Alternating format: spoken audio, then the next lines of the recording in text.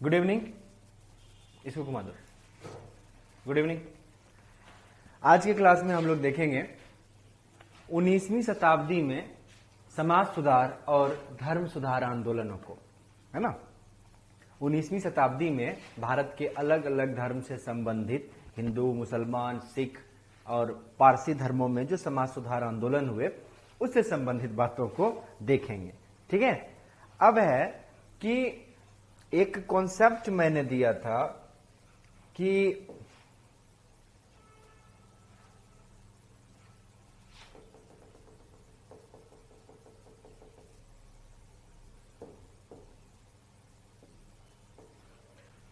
किसी भी समाज में सबसे पहले धार्मिक सुधार होता है।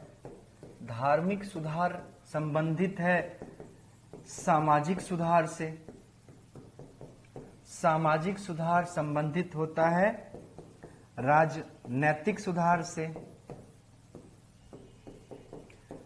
और इन तीनों के बाद समाज अपने आप हो जाता है आर्थिक सुधार की ओर, है ना। यह एक सीक्वेंस है। इसी सीक्वेंस में समाज में परिवर्तन आता है। यह एक सीक्वेंस है। इस सीक्वेंस में ही समाज परिवर्तित होता है। आप दुनिया के किसी भी समाज को, किसी भी धर्म को, किसी भी सिविलाइजेशन में आप इसी तरह की व्यवस्था को देखेंगे कि सबसे पहले धर्म आएगा, धार्मिक सुधार होगा, उसके बाद सामाजिक रिफॉर्म होगा, फिर राजनीतिक रिफॉर्म होगा, फिर इकोनॉमिकल रिफॉर्म होगा।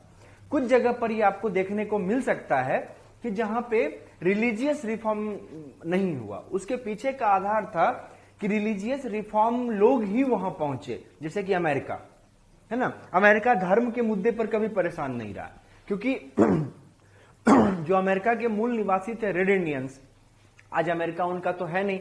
अमेरिका तो यूरोपियंस का है, और जो अफ्रीकी मूल के लोग गए थे मेजोरिटी में या तो अफ्रीकी हैं और श्वेत हैं, काले निग्रो हैं, या यूरोपियन श्वेत हैं।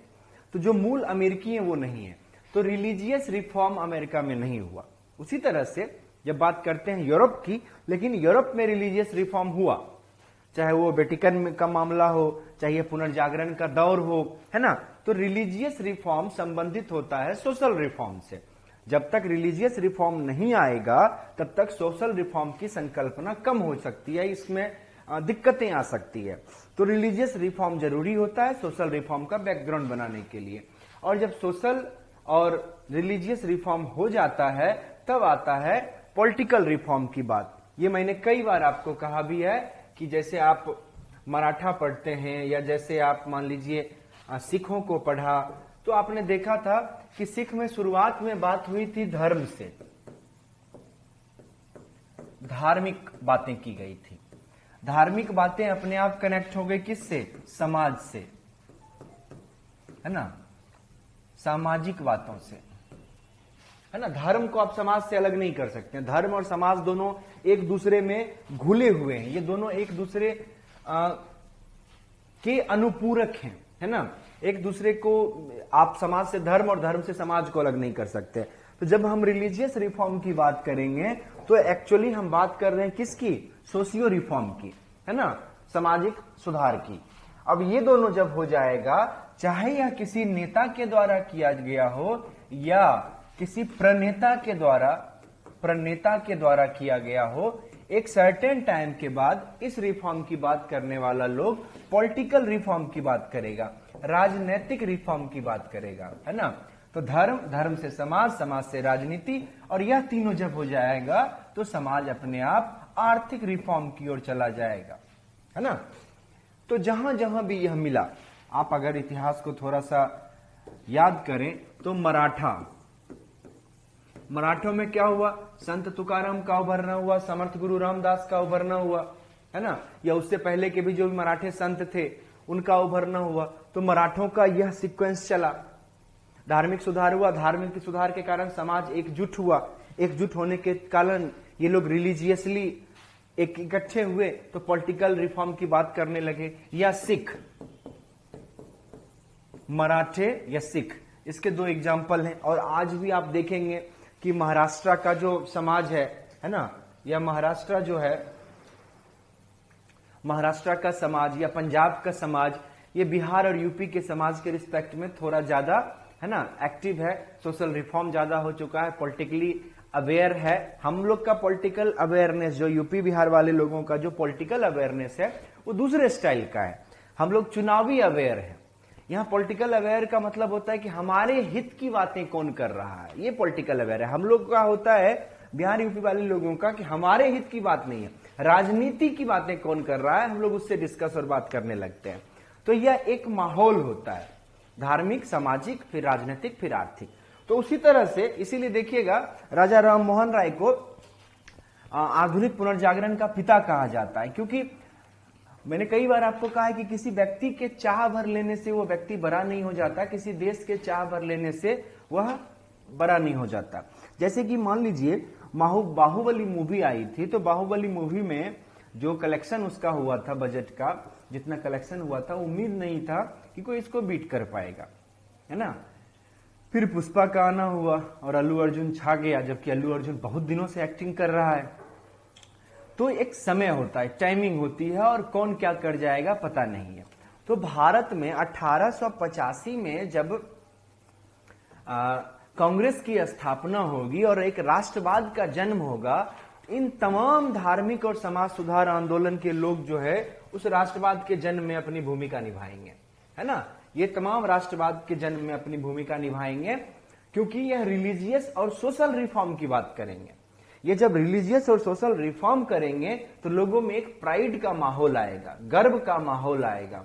उससे क्या होगा कि लोग अपनी संस्कृति पे, अपने समाज पे प्राइड करेंगे और उसमें उत्थान का प्रयास करेंगे, जो कि अंग्रेजों के आने के बाद अंग्रेज इस आधार पर भी भारतीयों को घेरने का प्रयास करते थे। तो इस बैकग्राउंड में हम लोग यह कहानी पढ़ेंगे, ये पूरे के पूरे सिनेरियो को देखेंगे कि 19वीं शताब्दी के समाज सुधार और धर्म सुधार आंदोलन। अब है कि भारत में मुख्य रूप से उस दौर में, क्योंकि ईसाई समाज सुधार से हमें कोई लेना देना नहीं है ना, क्योंकि अंग्रेजों के माहौल में है, तो हिंदू धर्म के मानने वाले हैं, इस्लाम को मानने वाले हैं, सिख धर्म को मानने वाले हैं, है ना, और कुछ मामलों में कुछ बहुत कम ही पारसी धर्म को मानने वाले हैं, है ना। जो जमशेदजी टाटा, जमनालाल ये बजाज, ये सब जो लोग थे, है ना, ये सब पारसी धर्म को मानते हैं। ईरान का ही मूल नाम पारसी है, फारस है ना। वहां से जो धर्म की उत्पत्ति हुई वो पारसी कहलाते हैं। फारसी था, फारसी से पारसी हो गया, है ना।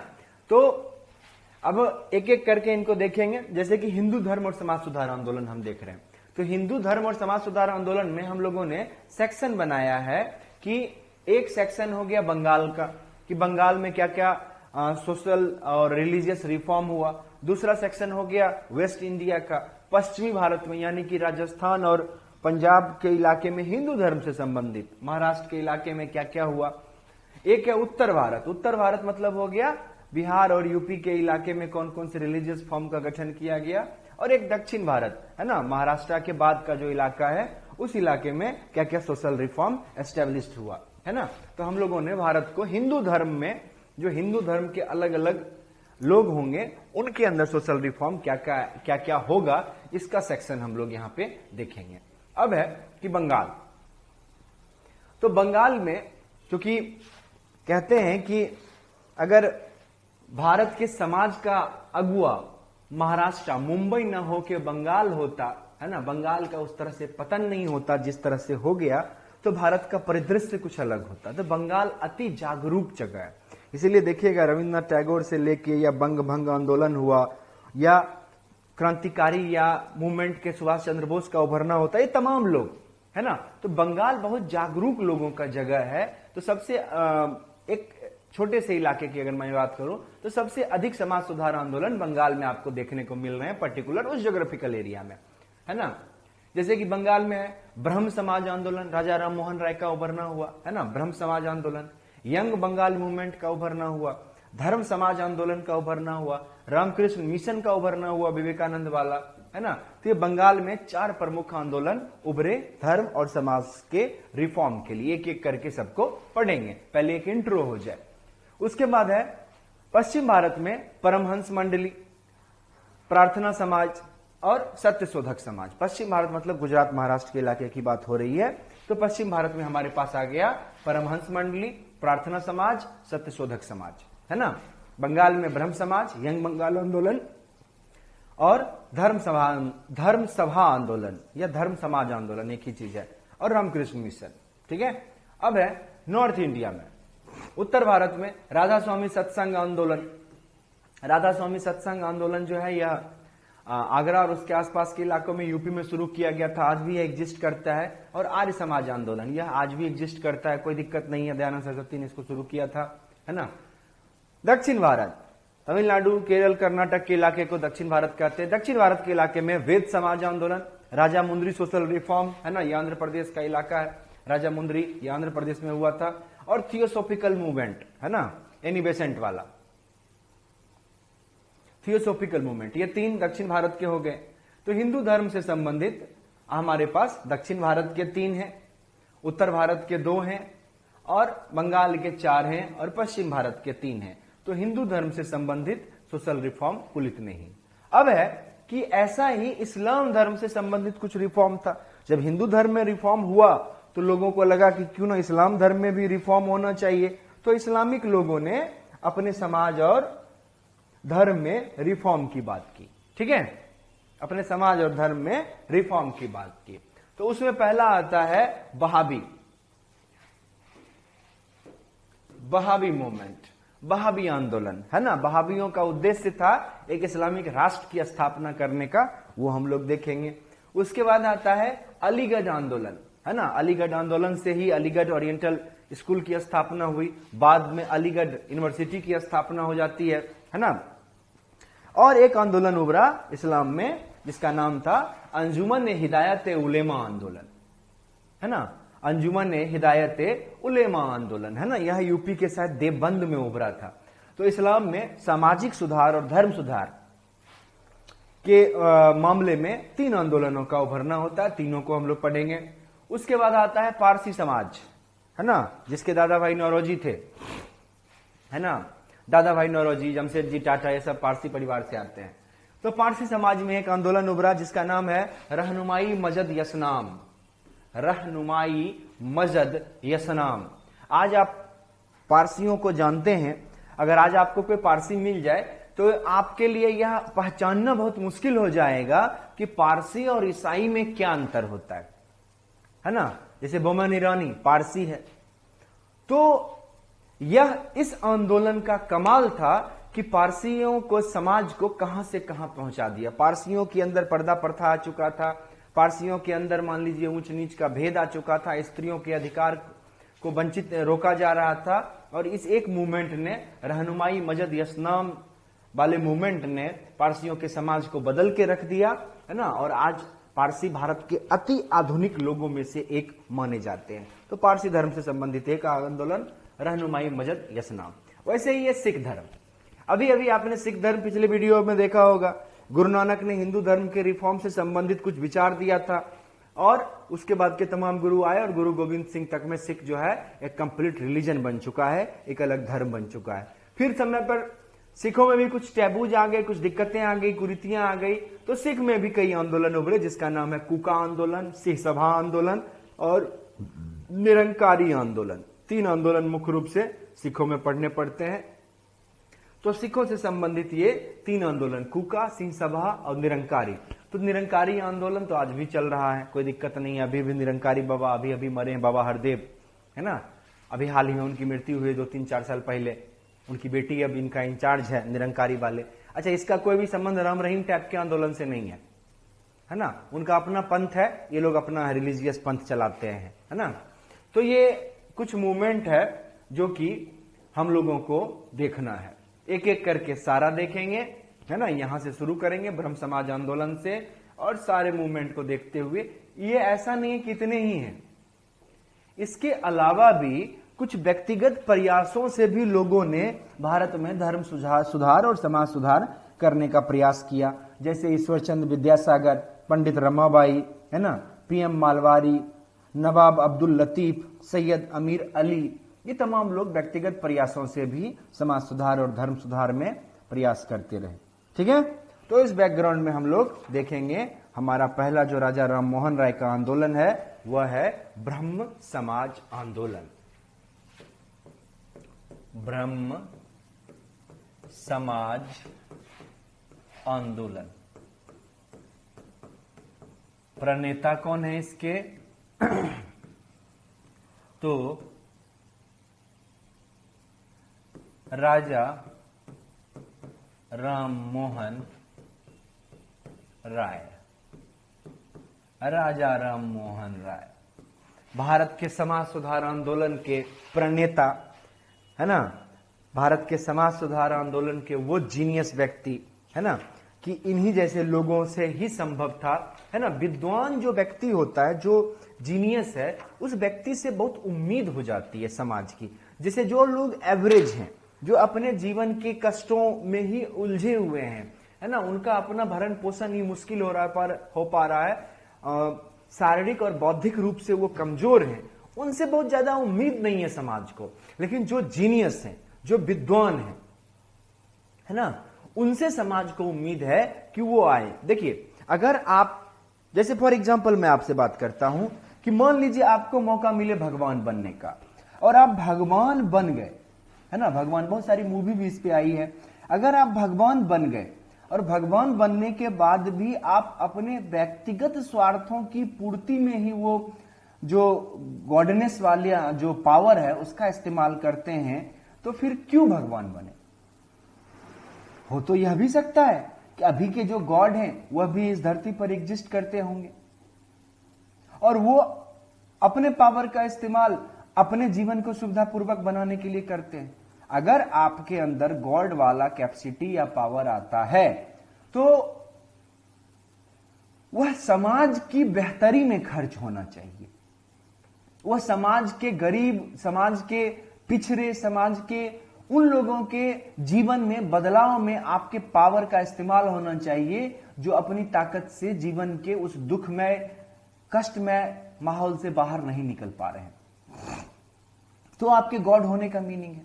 लेकिन अगर आप गॉड भी हो गए और तब भी अपनी क्षुद्र इच्छाओं में ही लगे हुए हैं कि खूब सारा शराब पीना है, दुनिया में तमाम तरह के व्यसन करने हैं है ना, मैक्सिमम आलसी होना है, तो क्या करोगे इस गॉड बनकर? ऐसे हो सकता है हजारों गॉड हो, वो इस धरती पर एग्जिस्ट कर रहे हो, हमें आपको नहीं पता है ना।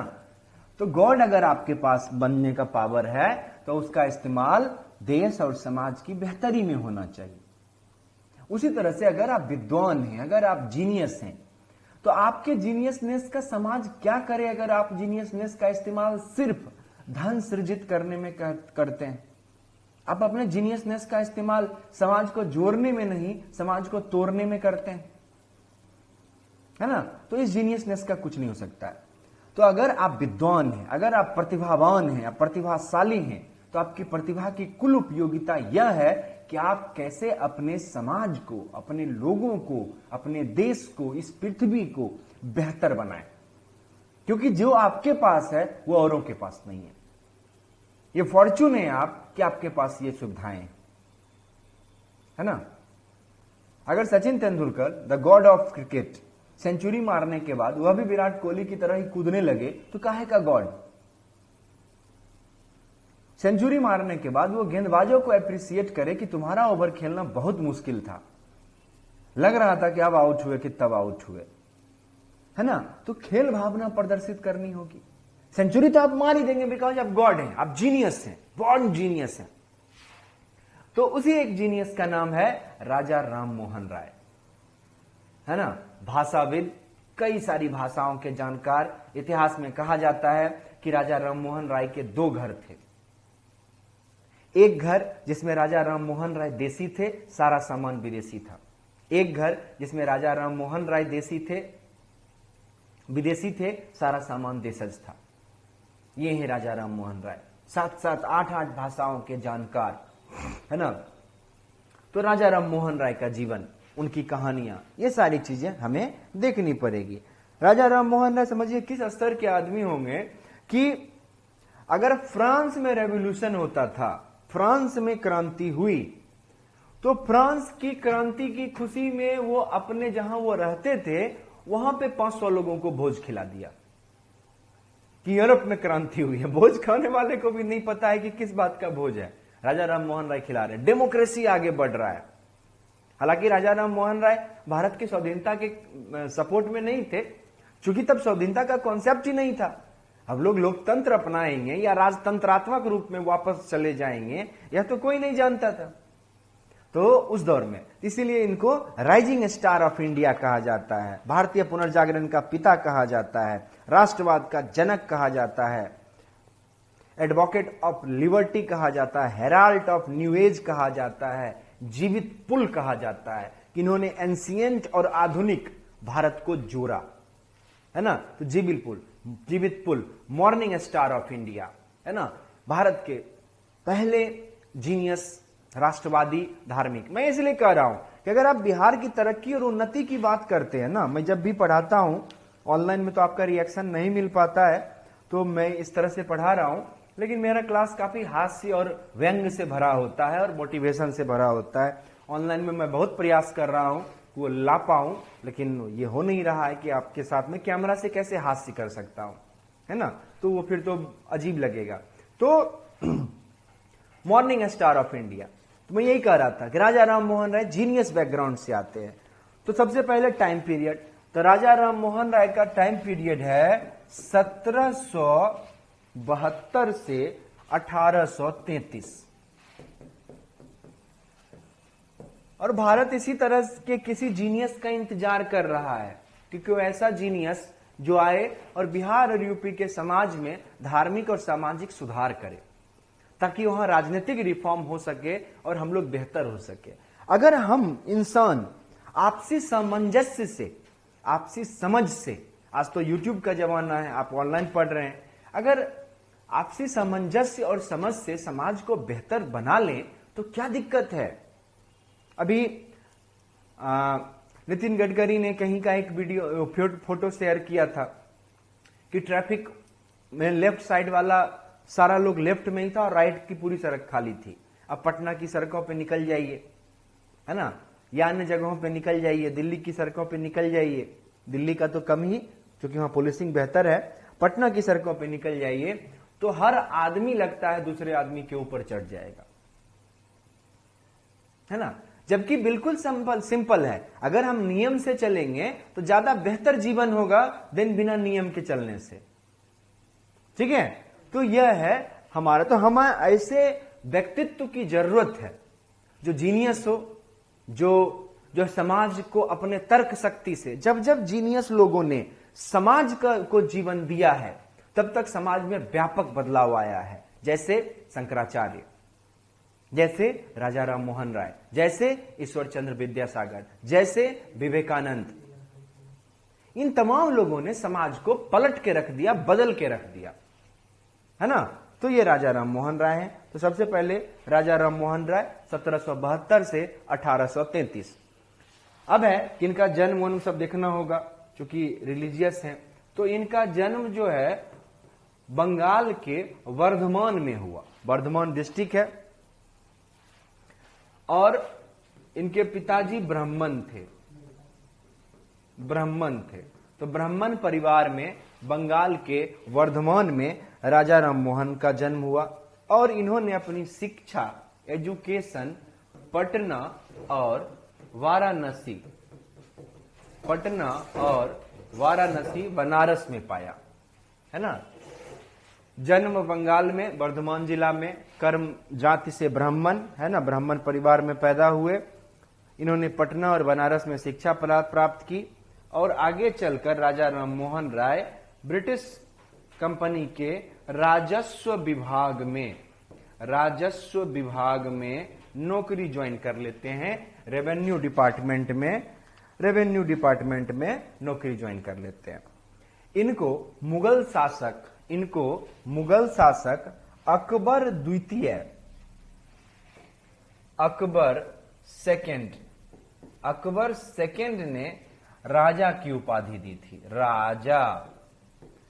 अकबर द्वितीय का पेंशन रुक गया था, अंग्रेज जो पेंशन दे रहा था उसमें कुछ कटौती हो गई, कोई दिक्कत हो गया, क्या हो गया पता नहीं, तो अकबर द्वितीय का पेंशन रुक गया।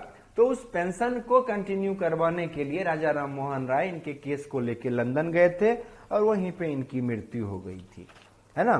तो ये राजा राम मोहन राय का बैकग्राउंड है।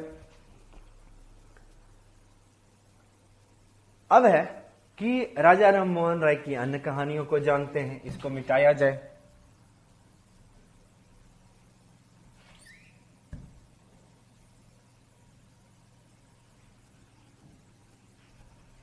अन्य कहानियों को जानते हैं। क्या कहानियां हैं? कि सबसे पहली बात कि राजा राम मोहन राय 9 भाषाओं के जानकार थे। 9 भाषाओं के जानकार थे। Sanskrit,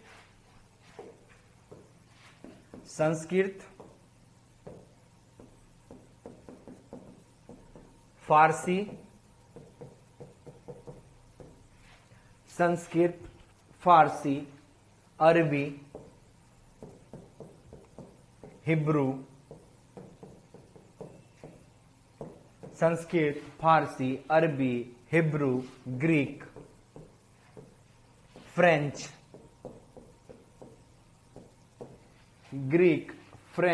Latin, English. कितना हो गया? 2, 3, 2, 5, 6, 7, 8, एक और रह गया। और बंगला।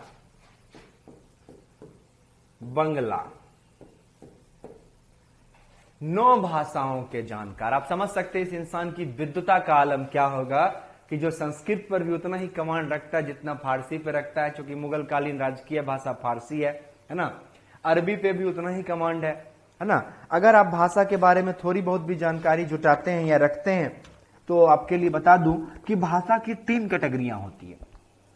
एक होता है भारी भाषा, जिसमें आता है अरबी, संस्कृत, चाइनीज, हिब्रू, है ना। ये भाषाएं, फारसी, ये भाषाएं सीखनी मुश्किल है ना। Greek, Latin. फिर एक आता है मिड रेंज की भाषा, है ना, जैसे रसियन, हिंदी, जापानीज। ये बीच वाला है, ना भारी है ना आसान है। और एक आता है आसान भाषा, जैसे अंग्रेजी, फ्रेंच, स्पेनिश, हाँ, पुर्तगाली, डच। ये आती है जिसको आसानी से सीखा जा सकता है। तो आप इनके भाषा के लिस्ट को देखिए।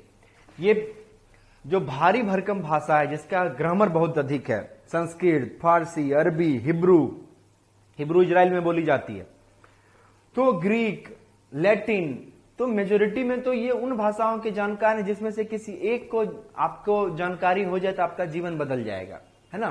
तो यह राजा राम मोहन राय, मैंने अभी ही कहा कि इनकी विद्वता के कारण ही भारतीय धर्म, समाज और सामाजिक सुधार आंदोलन, है ना, आगे बढ़ा। तो राजा राम मोहन राय 9 भाषाओं के जानकार हैं, है ना। और इन्होंने 2 कॉलेज, बंगाल में 2 कॉलेज की स्थापना में अपनी भूमिका निभाई। पहला है 1817 में हिंदू कॉलेज। 1817 में हिंदू कॉलेज। 1817 में डेविड हेयर के साथ मिलकर, 1817 में डेविड हेयर के साथ मिलकर इन्होंने कलकत्ता में, कहां पर? कलकत्ता में हिंदू कॉलेज की स्थापना की। दूसरा है 1825 में इन्होंने वेदांत कॉलेज की स्थापना की।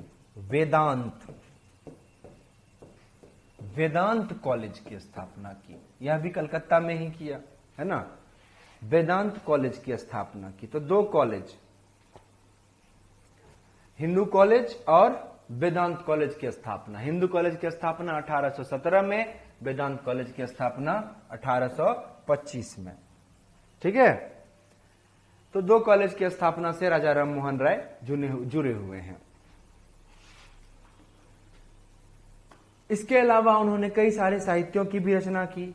A guide to peace and happiness, the moon of intelligence, the mirror of intelligence, intercaste marriage and polygamy, है ना, precepts of Jesus, a gift to monotheist, है ना। ये इनके साहित्यों की रचना, क्योंकि इस आदमी की विद्वता के बारे में आप बात जितना भी करेंगे वह कम पड़ जाएगा। तो ये किताबों के नाम है ना। Precepts of Jesus, a gift to monotheist, a guide to peace and happiness, the moon of intelligence, the mirror of intelligence, है ना। ये राजा राम मोहन राय के साहित्यों के नाम है, किताबों के नाम है जो उनके द्वारा लिखा गया। इसके अलावा राजा राम मोहन राय ने कई सारे पत्र पत्रिकाओं को भी चलाया, कई सारे पत्र पत्रिकाओं की भी रचना की, जो लॉन्च किया, जैसे संवाद, संवाद कौमुदी, संवाद कौमुदी, यह इन्होंने लॉन्च किया बंगला में। संवाद कौमुदी लॉन्च किया बंगला में। ब्राह्मणिकल मैगजीन,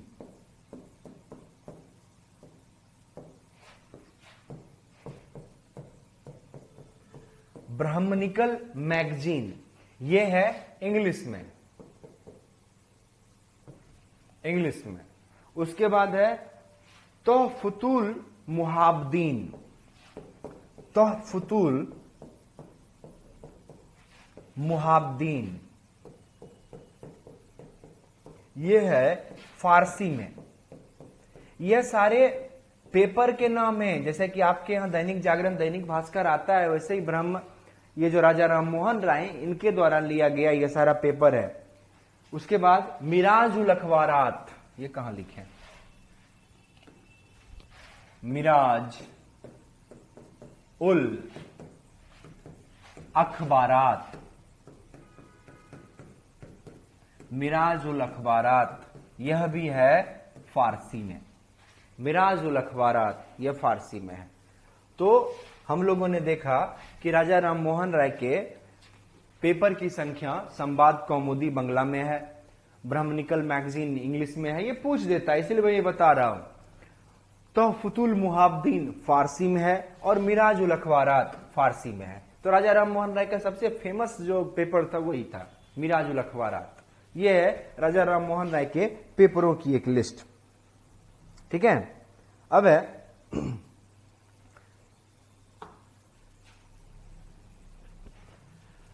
कि राजा राम मोहन राय के बारे में कहा गया कि वो पश्चिम शिक्षा के हिमायती थे, पाश्चात्य विचारों के हिमायती थे, अंग्रेजों से जो आधुनिक शिक्षा मिल रही थी उसके समर्थक थे, जुडिशरी के स्वतंत्रता के हिमायती थे, प्रेस की स्वतंत्रता के हिमायती थे, अभिव्यक्ति की स्वतंत्रता के हिमायती थे। लेकिन वह भारतीय राजनीति में, है ना, अभी के भारतीय राजनीति में जो उनके दौर में व्यवस्था थी उसमें वो स्वतंत्रता के हिमायती नहीं थे। उनके हिसाब से ब्रिटिश लॉ बहुत बेहतर काम कर रहा है, ब्रिटिश डेमोक्रेसी के समर्थक थे, ब्रिटिश जुडिशरी सिस्टम के समर्थक थे, उनका झुकाव पश्चिम की ओर था। और मैंने आपको बताया भी था कि राजा राम मोहन राय अंतर्राष्ट्रीयवादी हैं। अगर फ्रांस में कहीं रेवोल्यूशन होगा तो वह बंगाल में 500 लोगों को भोज खिला देंगे, है ना। तो ये है राजा राम मोहन राय, जिनका जितनी भी बातें इनमें की जाती है उनकी विद्वता के संबंधित वो कम हो जाता है, ठीक है। अब है कि राजा राम मोहन राय ने हिंदू धर्म और हिंदू समाज से संबंधित बातों को नोटिस करना शुरू किया और उसके खिलाफ आवाज उठाई। राजा राम मोहन राय ने जाति प्रथा, बहु विवाह, बाल विवाह, सती प्रथा, वैधव्य जीवन का कष्ट, बेमेल विवाह, ब्राह्मणवाद, पुरोहितवाद, कर्मकांड, अंधविश्वास, छुआछूत, इन तमाम चीजों पर प्रहार किया। कैसे करेंगे प्रहार, है ना, तो पेपर में आर्टिकल निकाल के, है ना, लोगों से डिबेट करके। और उन्होंने 2 संस्थाओं का गठन किया। एक संस्था उन्होंने बनाई 1814 में जिसका नाम था आत्मीय सभा। आत्मीय सभा, आत्मीय सभा 1814 आत्मीय सभा का इन्होंने गठन किया।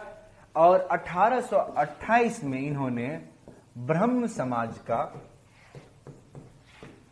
1828 में इन्होंने ब्रह्म समाज का गठन किया, है ना। 2 सभाएं बनाई थी, 2 मतलब ऑर्गेनाइजेशन इन्होंने बनाया था। तो पहला वाला हिट नहीं रहा, दूसरा वाला हिट कर गया। और इसके बैनर तले राजा राम मोहन राय ने हिंदू समाज में फैली कुप्रथाओं के खिलाफ आवाज उठाना प्रारंभ किया। तो जैसे कि उनका योगदान नंबर 1 देखते हैं, सबसे पहले जो वर्ल्ड फेमस है सती प्रथा। तो सती प्रथा क्या होता है, जो बहुत इनोसेंट बच्चे भी होंगे, बहुत पढ़े लिखे बच्चे भी होंगे, दोनों में अंतर होता है। सती प्रथा क्या होता है कि एंशिएंट में सती प्रथा का सबसे पहले जिक्र करने वाला जो साहित्य है ना, वह है अर्थशास्त्र। लेकिन अर्थशास्त्र में सती प्रथा की निंदा की गई है, कहा गया है यह गलत है। उसके बाद लिखित रूप से जो सती प्रथा का साक्ष्य देने वाला अभिलेख है वह है गुप्तकालीन अभिलेख, एरन अभिलेख। एरन अभिलेख गुप्तकालीन स्पष्ट रूप से बता देता है कि इस दौर में भारत में सती प्रथा है, फुल फ्लेज फॉर्म में है ना। सती प्रथा होता क्या है? सती प्रथा होता है कि ऐसी मान्यता है कि हिंदू धर्म में जब स्त्री और पुरुष का विवाह होता है तो यह विवाह 7 जन्मों का संबंध है। तो पति की मृत्यु के बाद अगर पत्नी मान लीजिए यहीं रह जाए धरती पर, तो अगले जन्म में दोनों फिर कैसे ज्वाइंट होंगे? तो इसके लिए क्या है कि पत्नियों को पति के साथ ही मृत्यु का वरण करना चाहिए है ना। अब इसमें क्या है कि अगर मान लीजिए उस व्यक्ति ने 4 विवाह किया है तो चारों पत्नियों को साथ में मरना पड़ेगा। अगर उसने 3 विवाह किया है तो तीनों पत्नियां साथ में मरेंगी। और छोटी वाली पत्नी का उम्र 18 साल है और बड़ी वाली पत्नी का उम्र 60 साल है, तो सब जाके उसके साथ चिता पर मरेंगे। ये है सती प्रथा। इसको कहते हैं अनवारोहन। इसको ग्लैमराइज किया गया है ना। कहा गया कि अगर आप अपने पति के साथ अनवारोहन पे जाते हैं तो आपको मोक्ष मिलेगा, स्वर्ग मिलेगा और तमाम तरह की बातें की गई है ना। यह धर्म है, यह सही है, वगैरह वगैरह। लेकिन सती प्रथा के साथ इसमें देखिए, सती प्रथा का मैं थोड़ा सा चरित्र चित्रण कर दूं। सती प्रथा में क्या होगा कि मान लीजिए किसी महिला को सूचना मिला कि दूल्हा मर गया, पति की मृत्यु हो गई। पति की मृत्यु हो गई तो महिला इसलिए अब नहीं चिंतित है कि पति मर गया, वो चिंतित इसलिए है कि अब उसको भी उसके साथ मरना होगा। अच्छा, मरने की प्रक्रिया क्या है? प्रक्रिया यह है कि महिला को उस पति के साथ चिता पे बिठाया जाएगा। बिठाने के बाद महिला के ऊपर लकड़ी रखा जाएगा, फिर उसको आग लगाया जाएगा और 4-5 व्यक्ति, मजबूत व्यक्ति है ना, बड़े बड़े कच्चे बांस लेके रहेंगे ताकि महिला को जब तेज आग का झोंका लगेगा तो वो दर्द से भागने का प्रयास करेगी।